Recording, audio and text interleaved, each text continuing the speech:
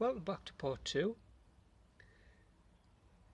When I come to remove those plastic ties in part 1 I showed you, I realised that the multi-stems in the centre of the tree were intertwined in a bit of a mess. They were crossed over and sort of tangled up, so I removed all the plastic ties. Thankfully the tree was standing up on its own, and then I very carefully untangled some of those stems, and the tree standing on its own now without the old stems pulling them together. There's a lot more space in the middle section for them to grow. All I've done is put one tie in the mid-centre of the tree just to hold a couple of these outer stems which were weeping over too much. It's very loose, it's just holding them in place in the centre of the tree. And I realised there was a few outer branches that were crossed or grown along the same direction and touching each other, so I've just used some ties just to separate some branching, and pull a couple of branches like this one into space where in the future that branch can grow, instead of being too close or cross to other branches.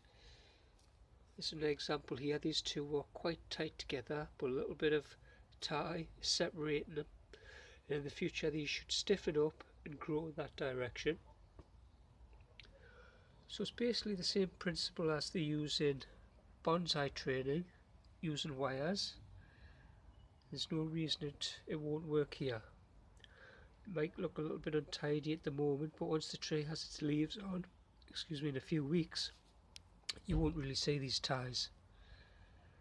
Before I forget, as I mentioned in part 1, I thought these were all rubber, but there is a little bit of a wire strand inside.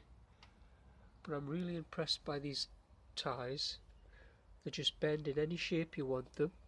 I've just literally wrapped it round without being too tight or damaging the stems. I did have one little accident where a very thin branch snapped, so you do have to be careful, but they're not tied really tight. There's still plenty space for them to grow this year. Once the tree's dropped its leaves this coming fall, I will untie each tie and then retie it in the same position, just so it's not too tight for the coming year. So I was quite happy the way that worked out. I've took a little bit of dye back off the tree, one or two little branches that were actually grown backwards in on the inner stems. So the only next point is studying some branches like this one that's crossed and touching, so I have to decide whether to prune or not, but I'll leave that a day or two and have a little think. And then the next step, probably in part 3, I will show you the tree after it's had a little bit of a root prune.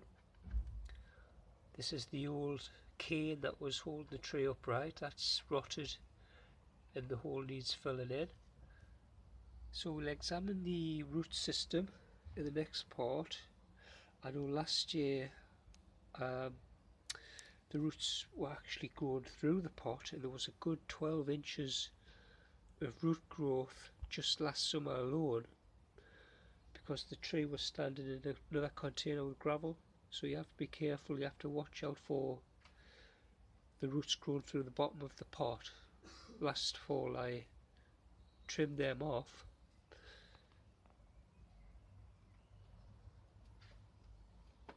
So that's our little Acer rising as it is now. It's only a good 2 foot high, if that, and a 2 foot wide spread. But I'm quite happy the way that's turned out. it's not as messy and as tightly clumped together in the middle stems there. So hopefully that'll give you a little bit of confidence to try that with your own trees. So I'll continue in part 3 and I'll show you the update on this one in the next day or two.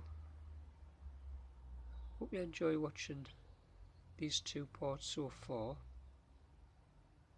Okay, you take care of yourselves.